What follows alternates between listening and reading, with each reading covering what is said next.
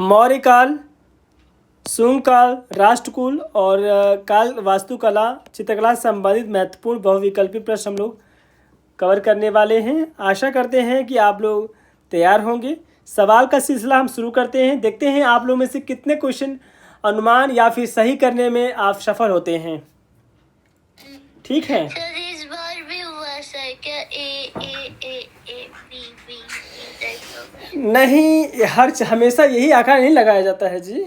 हमेशा लगाएंगे तो अजीब लगेगा, मतलब ए बी आएगा क्या। तो आपकी मर्जी, आप लगा सकती हैं, ए लगा सकती हैं, बी भी लगा सकती हैं।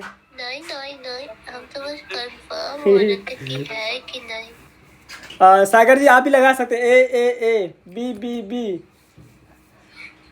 नहीं तो आप ऐसे कर सकते हैं, अक्कड़ बक्कड़ पूरे सौ जो भी लग जाएगा टक लगा देंगे। जैसे तुक्का लगाएंगे। हाँ नहीं आएगा तब ना सर। इसमें तुक्का लगाएंगे तो ये पड़ा हुआ नहीं।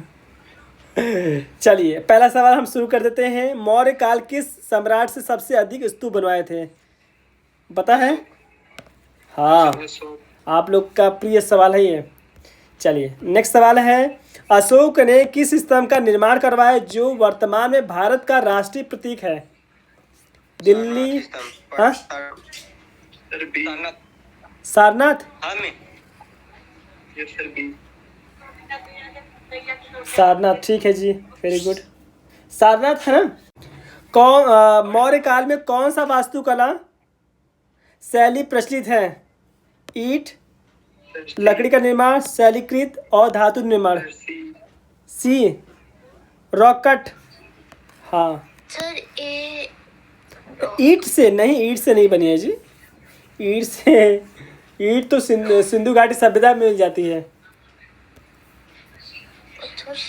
हाँ, यहाँ बात करते हैं किस स्थान पर मौर्य काल की महत्वपूर्ण चित्रकारी पाई जाती है? अजंता, बोध गया, बराबर की गुफाएं, एलोरा।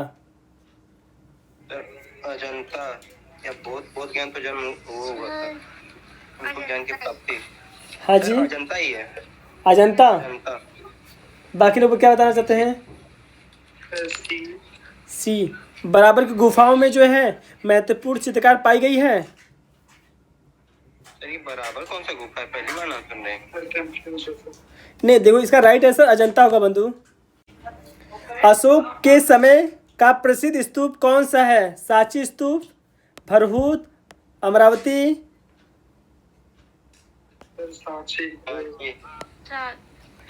इसमें तो उत्तर लिखा होगा नीचे। फिर भी आप लोग सही बताते हैं। शुंग काल की प्रमुख वास्तुकला का उदाहरण कौन सा है? सांची, खजुराहो, महाबलीपुरम, कन्याकुमारी। खजुराहो। शुंग काल में किस प्रकार की चित्रकला का विकास हुआ? भित्ति, लघु, तैल, जैल। सर ए वाला। हाँ। शुंग काल में किस प्रकार की वास्तुकला का विकास हुआ? यक्ष और यक्षिणी वाला। यक्ष और यक्षिणी। हाँ, शुंग काल की किस स्थल का प्रमुख स्तूप निर्माण हुआ? सांची, काशी, पाटलिपुत्र, मथुरा। शुंग काल की प्रमुख वास्तुकला का केंद्र था north India, south India, waste India, east India. तो ये north India is very important. ठीक है, राष्ट्रकूट वाले पॉइंट में आप आते हैं। हमारा टॉपिक है राष्ट्रकूट से जुड़ा हुआ है। राष्ट्रकूट का प्रसिद्ध गुफा कौन सा है? एलिफेंटा। अजंता गुफा का मुख्य काल कौन सा था? मौर्य, शुंग और ये गुप्त, ये राष्ट्रकूट। मौर्य। सांची स्तूप का महान स्तूप मौर्य सम्राट द्वारा शुरू किया गया था। बिंदुसार, अशोक, चंद्रगुप्त मौर्य, दशरथ। जी सर, अशोक। चंद्रगुप्त मौर्य के सर बिंदुसार थे, बिंदुसार के अशोक थे। कैलाश मंदिर का निर्माण का श्रेय किस राष्ट्रकूट को दिया जाता है? कृष्ण प्रथम, दंती दुर्ग और अमु वर्ष प्रथम, गोविंदा तृतीय। Sir A I think. सही है जी। अमरावती स्तूप का विकास किस काल में हुआ है जी? मौर्य, शुंग, सातवाहन, राष्ट्रकूट। मौर्य कंफर्म है। जी सर। बराबर गुफा का प्रमुख संरक्षक राजा अशोक, चंद्रगुप्त मौर्य, बिंदुसार तार है और समुद्रगुप्त है। कौन है? मैं इसका कंफर्म कर देता हूँ, इसका राइट अशोक ही है बंधु। मौर्य काल में किस प्रकार के धातु मूर्तिकला का निर्माण हुआ था जी? सी कंफर्म है। बिल्कुल सही है जी, क्योंकि इसके बारे में बात हुआ था बंधु। शुंग काल में मूर्तिकला का प्रमुख केंद्र पाटलिपुत्र, मथुरा, सांची, अमरावती। इसका राइट आंसर पाटलिपुत्र है जी। राष्ट्रकूट मूर्तिकला का प्रमुख केंद्र, अब यहाँ पर केंद्र पूछे राष्ट्रकूट वाला, एलोरा है, अजंता है, महाबलीपुरम है, खजुराहो है जी। बताइए कौन सा राइट आंसर है? ये है एलोरा है बंधु। ठीक है। राष्ट्रकूट का जो मूर्तिकला का प्रमुख केंद्र है वो है एलोरा है बंधु। मौर्य काल में निर्माण किस शैली में अधिक प्रयोग हुआ? निर्माण किस शैली में अधिक प्रयोग हुआ? ईंट, लकड़ी, पत्थर, धातु। पत्थर। पत्थर सर। बाकी क्या कहना चाहेंगे? कंफर्म पत्थर का ही निर्माण हुआ है, ये क्लियर है। अब देखो हम यहाँ पर नंबर हमारा देखो कितना गैप जा रहा है इसमें, हम 10 अंक का गैप करते हैं। आगे बढ़ते हैं। सवाल क्या हमारे पास है? देखो लेख नंबर 13 में किसका वर्ण है? कलि युग, पाटली युद्ध, तक्षशिला युद्ध, मगध युद्ध। नहीं, ये है कलिंग युग। मौर्य काल में प्रमुख गुफा चित्रकला किस गुफा में मिलती है? अजंता, एलोरा, बराबर गुफा और उसके बाद है एलिफेंटा। मौर्य काल की देखो प्रमुख गुफा चित्रकला गुफा मिलती है किस गुफा में? सर बराबर। हाँ सही है, कंफर्म बराबर इज राइट आंसर। शुंग काल में किस प्रकार की ईंटों का प्रयोग होता था? पकी हुई, कच्ची हुई, धातु की ईंटें और या फिर पत्थर की ईंटें। तो इसका राइट होगा, पकी हुई ईंटें होगा इसका राइट आंसर बंधु, पत्थर। आगे बढ़ते हैं। राष्ट्रकूट में किस प्रकार की पेंटिंग का प्रचलन था? भित्ति, तैल, लघु, कास्ट। सही है जी, बिल्कुल कंफर्म। किस स्थान पर मौर्यकालीन अवशेष पाए गए? हड़प्पा, मोहनजोदड़ो, पाटलिपुत्र, लोथल। पाटलिपुत्र। सही सही है। शुंग काल में किस प्रकार की संरचना निर्माण अधिक होता था?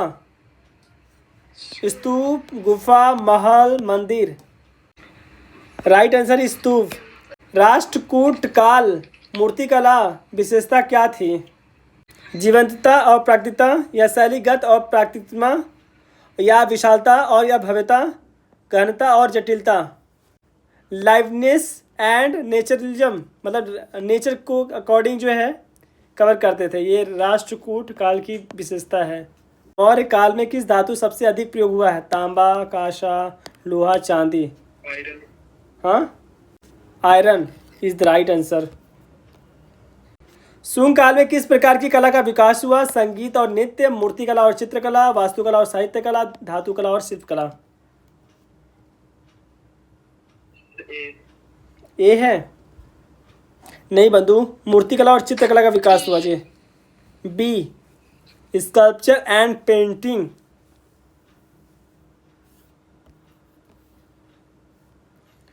राष्ट्रकूट काल में किस प्रकार की इमारतों का निर्माण हुआ? मंदिर और मठ, किले और महल, पुस्तकालय और विद्यालय, सार्वजनिक स्नानागार और बाजार। मौर्य काल में किस प्रकार की सड़कें बनाई जाती थी? पक्की, कच्ची, धातु की सड़कें और लकड़ी की सड़कें। डी लकड़ी की सड़कें। बी कह रहे हैं, मतलब कच्ची सड़कें बनाई जाती थी ताकि लोग फिसल जाएं। हाँ ए राइट आंसर है जी, इसका ए होगा। शुंग काल में किस प्रकार की वास्तुकला का विकास हुआ? द्रविड़ शैली, नागर शैली, वेशर शैली, ये हिमालयन शैली। नागर शैली इसका राइट आंसर है जी। राष्ट्रकूट में किस प्रकार की मंदिर वास्तुकला का विकास हुआ? यहाँ पर लिखा गया है गुप्त शैली, चालुक्य शैली और राष्ट्रकूट शैली या मौर्य शैली। सर राष्ट्रकूट शैली। बाकी लोग क्या कहना चाहते हैं इस प्रश्न को लेकर? आपका क्या ओपिनियन है? सी वाला राइट आंसर है। मौर्य काल की किस प्रकार की सामाजिक संरचना विकास हुआ? वर्ण व्यवस्था, जाति व्यवस्था, सामंतवाद, गणतंत्र व्यवस्था। वर्ण व्यवस्था। शुंग काल में किस प्रकार की धार्मिक संरचना का विकास हुआ? बौद्ध, जैन, हिंदू और सिख द्वारा गुरुद्वारा। बताइए जी क्या राइट आंसर होगा? इसका राइट आंसर हिंदू है जी। मौर्य काल की स्थापत्य कला का प्रमुख उदाहरण कौन सा है? बौद्ध महाबोधि मंदिर, बराबर मंदिर, एलोरा, खजुराहो। सर ए है कंफर्म? सर बराबर बी वाला। कंफर्म है आप? बराबर इज द राइट आंसर है जी। और इसका बताइए शुंग काल में किस प्रकार की वास्तुकला का विकास हुआ जी? भित्ति, लघु और ये तैल या कपड़ा? भित्ति। भित्ति सही है जी। कितनी बार ये क्वेश्चन रिपीट हुआ है बताइए? रिपीट हो गया क्या ये वाला? 3 बार हुआ है ना? चलो कम से कम आप टॉपिक को लेकर इतना कंठस्थ हो जा रहे हैं। अब ये बताइए कि इसका सर बताइएगा। राष्ट्रकूट में एलोरा का निर्माण किसने करवाया था? कृष्ण दंती या अमोवर्ष प्रथम या गोविंदा तृतीय? सर ए वाला। ए वाला कंफर्म? हाँ यस सर। सही है जी। मौर्य काल में किस प्रकार का वास्तुकला प्रमुख थी? चट्टान, ईंट, लकड़ी, महल, धातु। बताइए कि ए राइट आंसर इसका है। कि बस 2 सवाल और हमारे पास है। आखिरी सवाल हमारे पास आता है शुंग काल में किस प्रकार की मूर्तिकला का विकास हुआ? यश यशीर की मूर्तियाँ, बौद्ध स्तूप मूर्तियाँ, हिंदू देवताओं की मूर्तियाँ, जैन तीर्थक। कंफर्म है आप अपने पॉइंट को लेकर? जी सर। हाँ सही है जी।